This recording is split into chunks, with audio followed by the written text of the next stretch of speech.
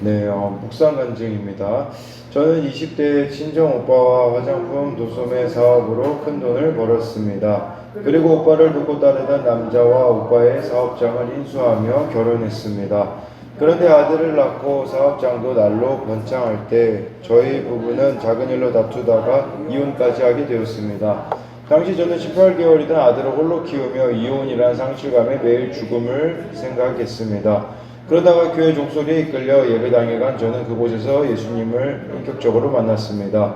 그 아내와 사별한 뒤 어린 딸을 데리고 살던 목사와 재혼했습니다. 그러나 기쁨도 잠시 남편 아이와 내 아이의 양육을 내 생각과 열심으로 행하던 제게 자녀 고난이 찾아왔습니다.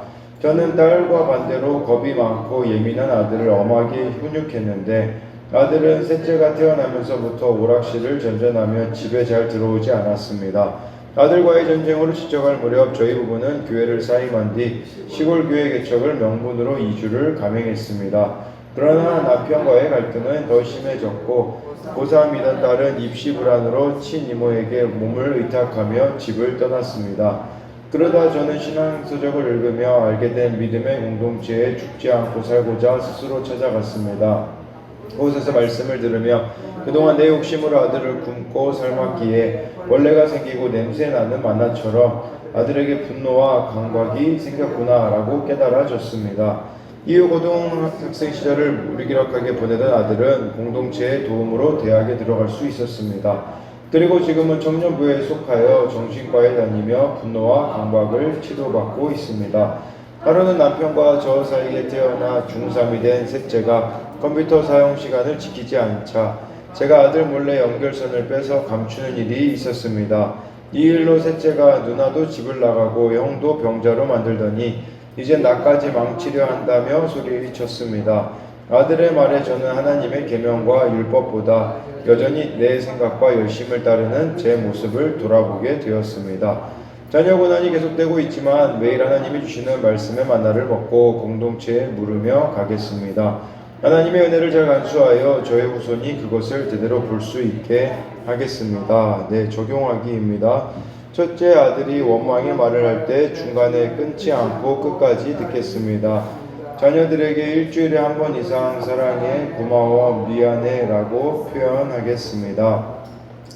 네, 여기 이렇게 자녀 고난을 통하여서 매일 하나님이 주시는 말씀의 만나를 먹고 공동체에 이렇게 물으며 가겠다라고 이렇게 하고 있지 않습니까? 정말 우리가 이게 참 말씀과 공동체 이 두 가지가 너무나도 중요하다라는 것을 이렇게 나타내고 있고 또 하나님 은혜를 잘 간수하여 저의 후손이 그것을 제대로 볼 수 있게 하겠습니다 라고 이렇게 말해주고 있습니다. 오늘은 출애굽기 16장 16절부터 이렇게 36절까지의 내용인데요.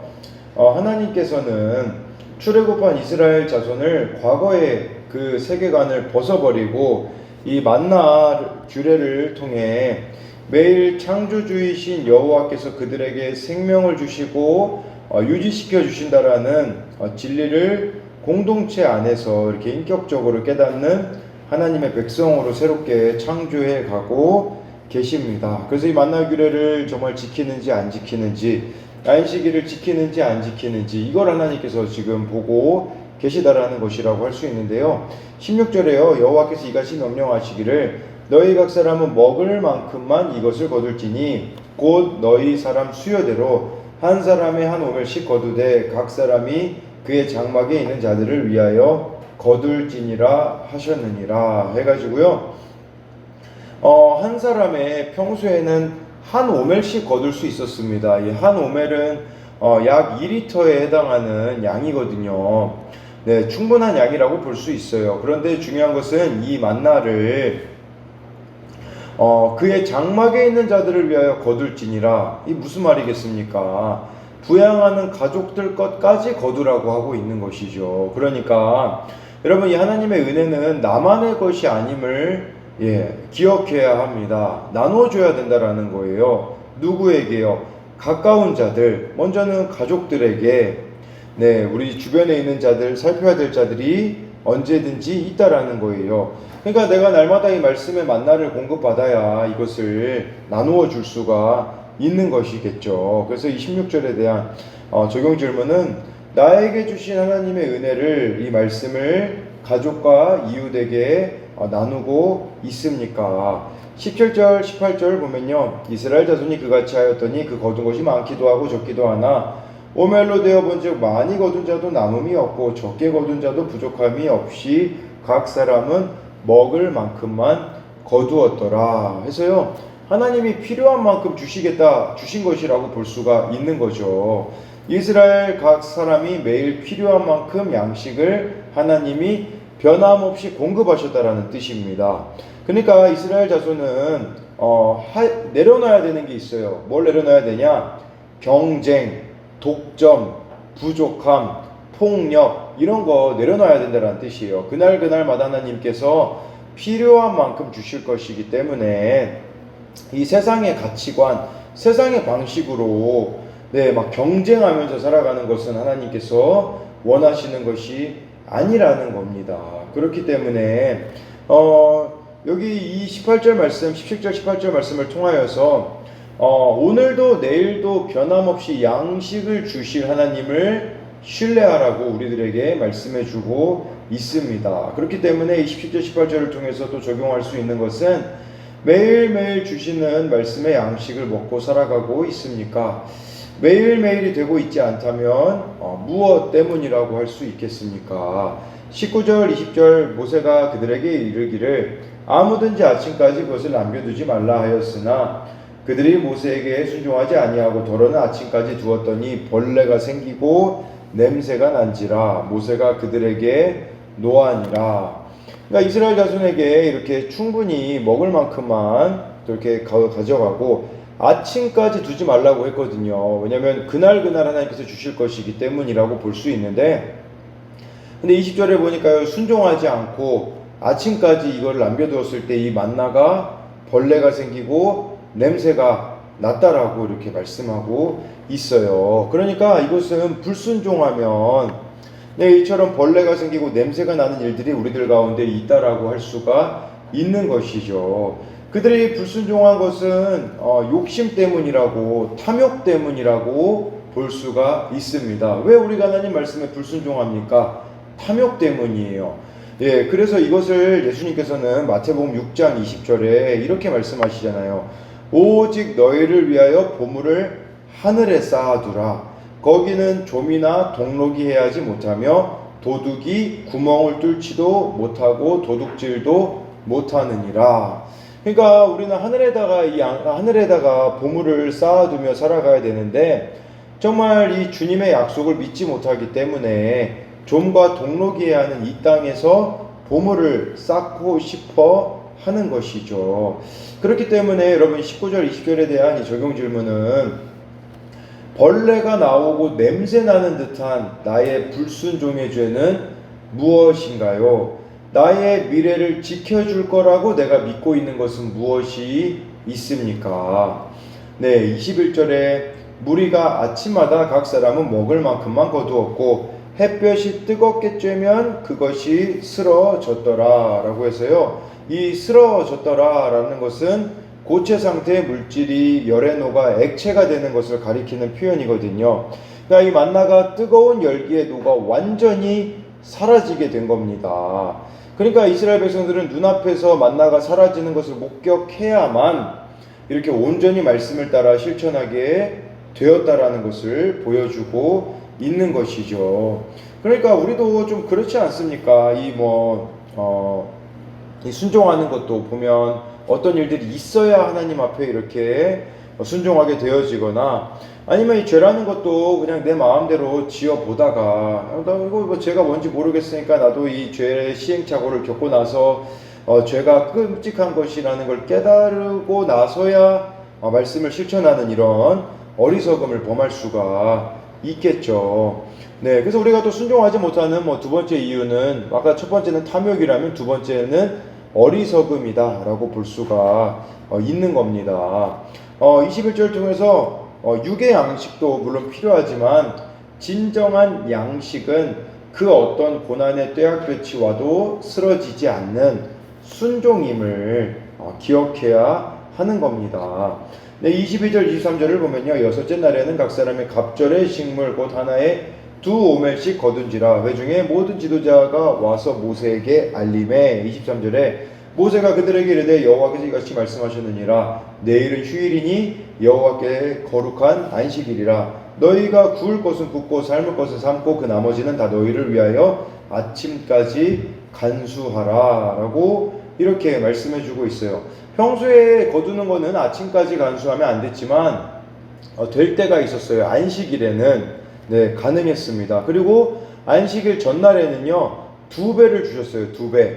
그러니까 안식일에는 이제 하나님은 이스라엘 자손에게 여섯째 날에는 갑절의 만나를 거두라고 하시잖아요. 왜냐하면 하나님이 창조하시던 모든 일을 마치신 다음 일곱째 날에 안식하셨기 때문이거든요. 그 거룩한 안식에 이스라엘 백성도 동참하기 원했다라는 겁니다.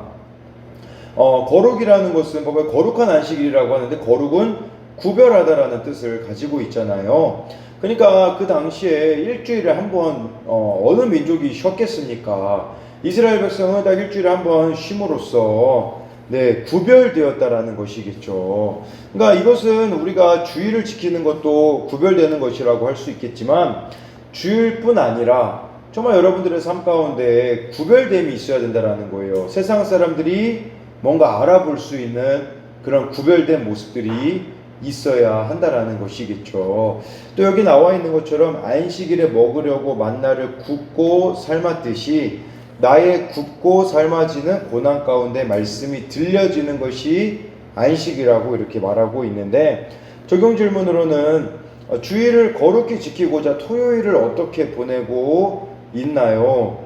주일에 예배를 드리고 은사에 따라 공동체를 섬기는 것이 나에게 안식이 되고 있나요? 라고 이렇게 적용 질문을 할 수 있는데, 이 주일도 마찬가지인 것 같아요. 정말 우리가 때워 넘기기 식으로 그냥 지키고 있지는 않는가, 이것도 한번 또 돌아봐야 하는 부분인 것이죠.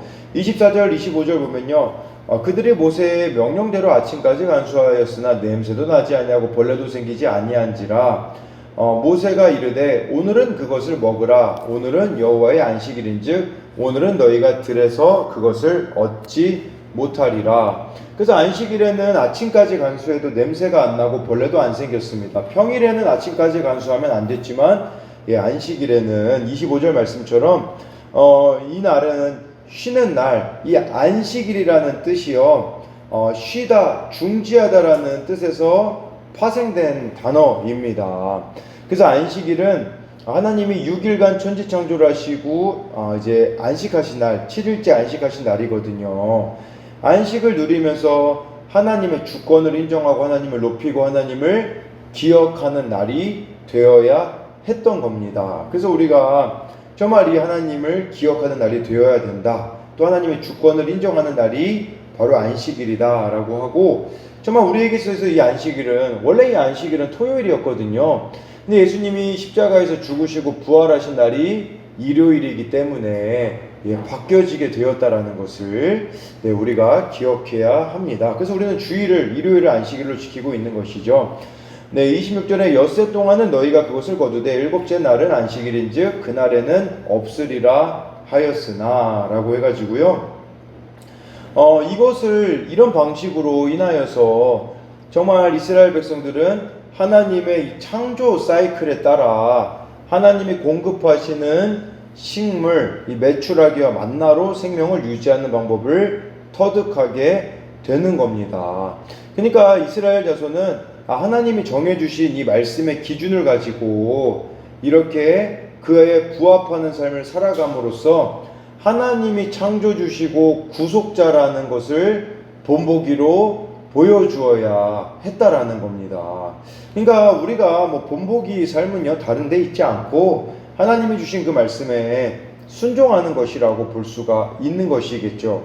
그래서 26절에 대한 또 적용 질문은 나에게는 하나님과의 이 관계를 유지시켜주는 그 창조 사이클이라고 볼 수 있는데, 어떤 삶의 사이클이 있습니까? 삶의 사이클이 있다라는 것은 정말 여러분들만의 정말 하나님과의 그 관계 속에서 살아가고 있는 삶의 방식들이 무엇이 있는지를 묻고 있는 거예요.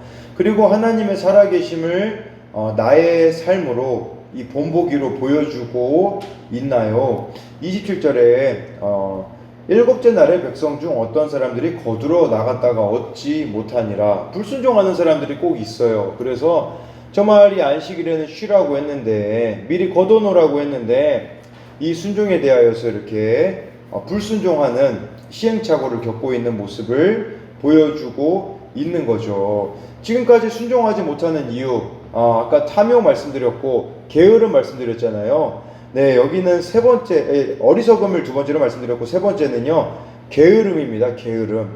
미리 거둬놓지 않았기 때문에, 네, 이처럼 얻지 못하는 거라고 볼 수가 있는 거예요. 그러니까 하나님 말씀을 가볍게 여기고 허투루 생각하는 것이겠죠. 그러니까 말씀을 읽는다고 자처하는 사람들 중에도 말씀을 삶의 절대 지표로 삼지 않는 사람들이 많이 있습니다. 말씀을 귀하게 여긴다면 삶으로 증명해야 하는 겁니다. 여러분, 우리가 어떤 행위로 구원받을 수 있는 게 아니에요. 그러나 정말 우리가 이 말씀을 귀하게 여기면 행위는 따라올 수밖에 없는 거예요. 근데 이 행위가 나에게서부터 온 게 아니라 구원의 은혜를 받은 자라면 마땅히, 지금 오늘 말씀이 딱 그거예요. 지금 여러분들 출애굽기에서 발견해야 되는 것은 뭐냐면 행위가 먼저가 아니에요. 막 이스라엘 백성들 이집트에 있을 때 막 너희들이 이렇게 살아야 된다가 아니었거든요. 출애굽 먼저 시켜주신 다음에 하나님이 지금 말씀을 가르쳐 주는 것은 구원이 먼저예요. 먼저 우리를 구원해 주셨으니 그 구원받은 백성으로서 그 구원의 은혜에 우리가 감격하여 말씀대로 살아갈 수밖에 없게 되어지는 이 구조 속에 들어가 있어야 한다라는 것이겠죠.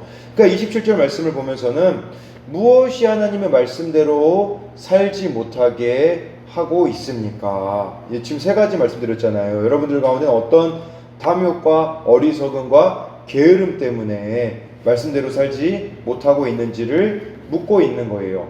28절에 여호와께서 모세에게 이르시되 어느 때까지 너희가 내 계명과 내 율법을 지키지 아니하려느냐 해서요. 이스라엘 백성이 하나님 말씀을 듣지 않는 건 자발적인 의지에 따른 것이거든요. 그들은 복종하기를 거절하며 강하게 저항했다라고 할 수가 있는 겁니다. 그래서 하나님께서도 동일하게 말씀하세요. 29절부터 31절은 따로 이렇게 읽지 않겠습니다. 이미 이것은 언급된 내용을 또 반복해서 하나님께서 말씀해 주시는 거거든요. 32절에요. 모세가 이르되 여호와께서 이같이 명령하시기를 이것을 오멜에 채워서 너희의 대대 후손을 위하여 간수하라. 이는 내가 너희를 애굽 땅에서 인도하여 낼 때에 광야에서 너희에게 먹인 양식을 그들에게 보이기 위함이니라 하셨다 하고 라고 해가지고요. 네, 이것 중에 이거를 보관하라고 하나님께서 일정 부분은 오멜에 채워서 간수하라고 말씀해 주고 있어요. 그래서 왜 간수하라고 했냐면 나중에 후손들에게 보여주고자 하는 거예요. 그러니까 이 광야 40년 동안 양식을 주시고 또 이렇게 하셨던 것을 후손에게 증거하고자 함이었다라는 것을 말씀해 주고 있는 것이겠죠. 그러니까 우리도 간수해야 되는 것들이 있어야 한다라는 거죠. 뭘 간수해야겠습니까? 여러분들이 말씀대로 순종해 온 그 삶을 간수해야 되는 것이겠죠. 이것은 좀 더 구체적으로 말하자면 우리들에게 있어서는 여러분들이 가지고 있는 그 큐티 책에 묵상한 것들을 간수하는 것이 될 수도 있겠고, 또 이렇게 영성일기를 쓰는 것도 우리가 신앙을 간수하는 것이 아니겠습니까? 그래서 그것을 정말 나의 후손에게 물려줘야 되는 것들이 있어야 한다라는 것이겠죠. 그래서 이것에 대한 또 적용 질문은 항아리에 만나를 담아 하나님 앞에 간수하듯 매일 큐티하며 깨달은 말씀과 적용, 내가 받은 은혜를 그날 큐티책에 기록하며 간직하나요? 라고 볼 수 있어요. 이 33절에 또 모세가 아론에게 이르되 항아리를 가져다가 그 속에 만나 한 오멜을 담아 여호와 앞에 두어 너희 대대로 간수하라 라고 해서, 우리는 조그만 힘겨운 문제들이 찾아오면 생각과 마음을 빼앗기고 감사 대신 원망과 불평을 쏟아내잖아요. 이와 같은 잘못에 빠지지 않도록 우리에게는 하나님의 은혜를 기억하는 항아리와 같은 마음의 공간이 필요하다라는 겁니다. 그곳에 지금까지 우리가 받은 수많은 은혜를 저장하고 날마다 꺼내보며 새롭게 하나님의 선하심과 능력을 신뢰하는 자리로 나아가야 하는 것이죠. 네, 그래서 이제 34절부터 36절까지 아론이 여호와께서 모세에게 명령하신 대로 그것을 증거판 앞에 두어 간수하게 하였고 35절에 사람이 사는 땅에 이르기까지 이스라엘 자손이 40년 동안 만나를 먹었으니 곧 가나안 땅 접경이 이르기까지 그들이 만나를 먹었더라. 36절에 오멜은 10분의 1 에바이더라 라고 해가지고요. 40년 동안 먹는 거 대단한 일 아닙니까? 40년 동안 만나와 메추라기가 매일매일 물론 안식일을 제외하고 있었다라는 것이 있겠죠. 그것은 우리들에게 무엇을 말하는 거겠습니까? 광야와 같은 이 인생을 살아가는 우리들에게 필요한 것은 만나라는 거예요. 이 만나가 무엇이겠습니까? 양식이잖아요. 일용할 양식, 그것은 바로 말씀이라고 할 수가 있어요. 그러니까 여러분, 오늘 받은 말씀은 오늘까지입니다. 내일 또 새로운 말씀이 나를 인도해야 해요. 이게 내일이 돼버리면요, 아까 그 만나 먹을 수 없게 된 것처럼, 상한 것처럼 마찬가지라는 것을 여러분들이 기억함으로써 매일매일 이 광야와 같은 인생길 가운데 말씀의 만나를 먹음으로, 순종함으로, 또 그리하여서 아까 맨 처음에 서두에 말씀드렸던 것처럼 16절 말씀처럼 내가 받은 이 말씀을 가지고 십자가 짓는 적용을 함으로써 나의 가정과 내가 속한 공동체를 살려내는, 여러분, 말씀을 깨닫는 사람, 말씀이 듣는 자들에게 십자가가 주어지는 겁니다. 그렇기 때문에 아직 말씀이 들려지지 않는 자들이 들려질 때까지 우리는 정말 끊임없이 우리가 받은 이 말씀들을 나누는 그런 일들을 또 감당해야 되면 오늘 말씀을 통해 확인할 수 있습니다.